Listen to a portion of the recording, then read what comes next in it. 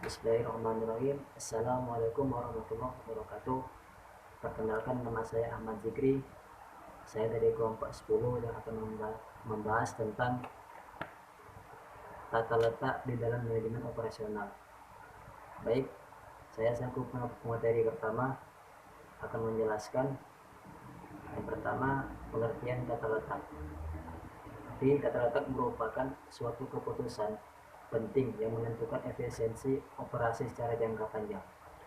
Tata letak adalah keputusan mengenai penempatan mesin-mesin pada tempat terbaik dalam pengaturan produksi, kantor dan meja-meja pada pengaturan kantor, atau pusat pelayanan dalam pengaturan rumah sakit atau departemen store. Tata letak memiliki banyak dampak strategis karena tata letak menentukan daya saing perusahaan dalam hal kapasitas, proses, fleksibilitas, biaya, kualitas lingkungan kerja, kontak dengan pelangganan dan citra perusahaan. Yang selanjutnya, tujuan tata letak. Tujuan utama yang ingin dicapai dalam perencanaan tata letak fasilitas pabrik pada dasarnya adalah meminimumkan biaya atau meningkatkan efisiensi dalam pengaturan segala fasilitas produksi dan area kerja. Secara rinci, tujuan tata letak sebagai berikut. Yang pertama, menggunakan ruang yang tersedia seefektif mungkin. Yang kedua, meminimumkan jarak angkut dan biaya penanganan kerja, biaya penanganan bahan. Yang ketiga, menciptakan keseimbangan dalam proses produksi. Yang keempat, menyederhanakan proses produksi. Yang kelima, mendorong semangat dan efektivitas kerja karyawan. Yang keenam, menjaga keselamatan kerja dan barang-barang yang sedang diproses. Dan yang ketujuh, menghindari berbagai bentuk pemborosan.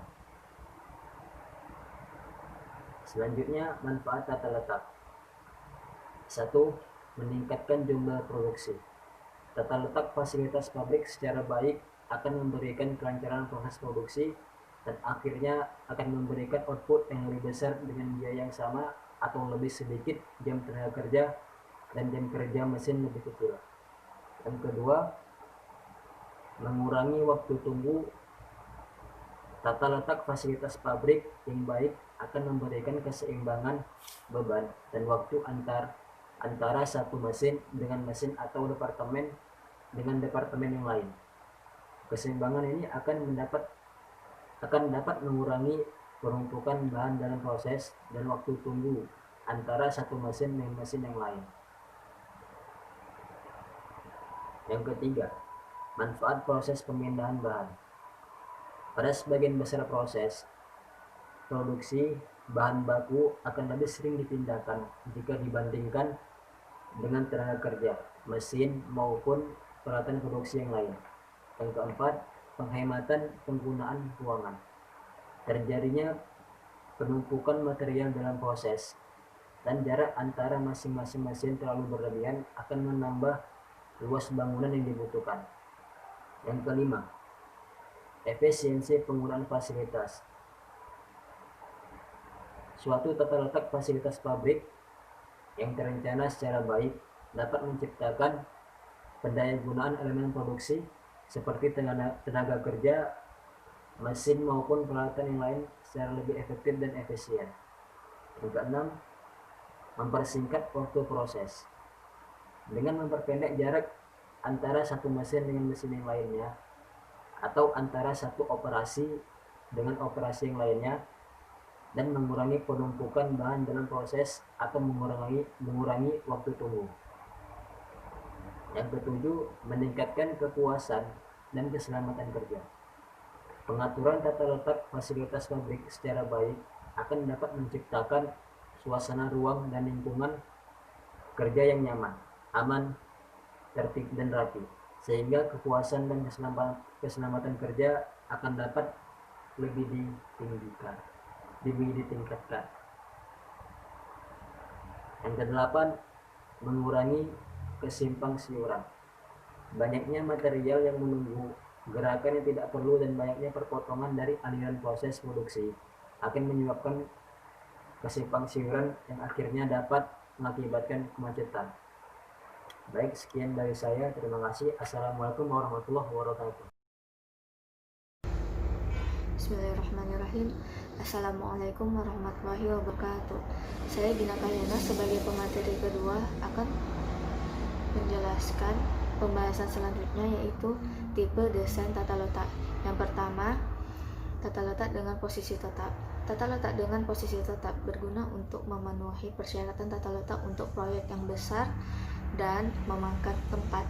Contohnya seperti pembuatan gedung. Yang kedua, tata letak yang berorientasi pada proses. Tata letak yang berorientasi pada proses berhubungan dengan produksi dengan volume rendah dan bervariasi tinggi. Tata letak yang berorientasi pada proses juga disebut dengan job shop atau produksi sesaat. Yang ketiga, tata letak kantor. Menempatkan para pekerja, peralatan, dan ruangan guna melancarkan aliran informasi. Yang keempat, tata letak retail. Tata letak retail menempatkan rak-rak dan memberikan tanggapan atas perilaku pelanggan. Yang kelima, tata letak gudang. Tata letak gudang untuk melihat kelebihan dan kekurangan antara ruangan dan sistem penanganan bahan. Yang keenam, tata letak yang berorientasi pada produk. Tata letak yang berorientasi pada produk mencari utilitas karyawan dan mesin yang paling baik dalam produksi yang kontinu atau berulang. Kemudian, ada hal yang perlu dipertimbangkan dalam menentukan desain tata letak. Yang pertama, utilitas ruang dan peralatan. Yang kedua, aliran informasi dan barang. Yang ketiga, moral karyawan dan juga kondisi lingkungan kerja. Yang keempat, interaksi dengan pelanggan dan klien. Yang kelima, fleksibilitas. Demikianlah yang dapat saya sampaikan sebagai pemateri kedua. Wassalamualaikum warahmatullahi wabarakatuh. Assalamualaikum warahmatullahi wabarakatuh. Di sini saya akan menjelaskan tentang tipe-tipe tata letak. Yang pertama, layout proses, yaitu proses pengaturan dan penempatan utama fasilitas pabrik seperti mesin dan peralatan yang memiliki karakteristik kerja yang sama atau memiliki fungsi yang sama, ditempatkan pada suatu departemen atau bagian, misalnya mesin bor dan mesin las. Yang kedua, layout produk, yaitu pengaturan tata letak fasilitas pabrik berdasarkan aliran dari produk tersebut. Tujuannya adalah untuk mengurangi proses pemindahan bahan dan memudahkan pengawasan dalam kegiatan produksi.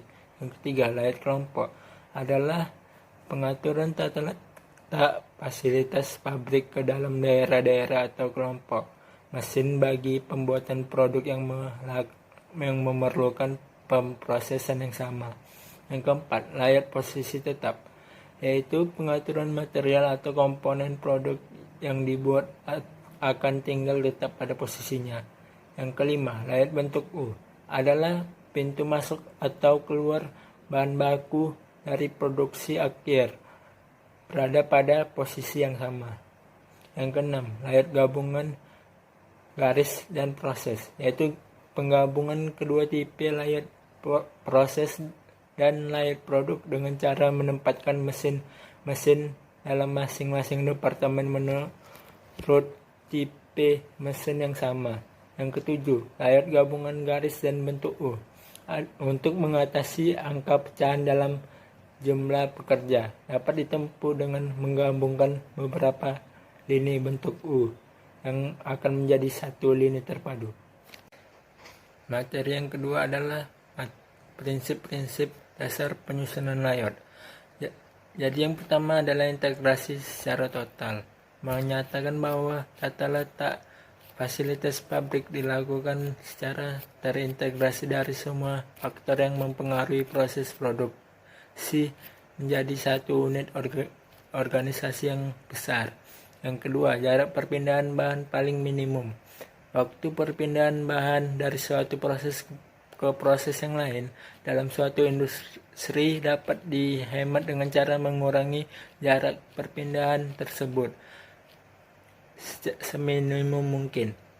Yang ketiga, memperlancar aliran kerja. Material diusahakan bergerak terus tanpa adanya integrasi atau gangguan schedule kerja. Yang keempat, kepuasan dan keselamatan kerja. Suatu layout yang baik apabila pada akhirnya mampu memberikan keselamatan dan keamanan dari orang yang bekerja di dalamnya. Yang kelima, fleksibilitas. Suatu layout yang baik dapat juga mengantisipasi perubahan-perubahan dalam bidang teknologi, komunikasi maupun kebutuhan konsumen. Sekian dari saya. Apabila salah kata, mohon dimaafkan.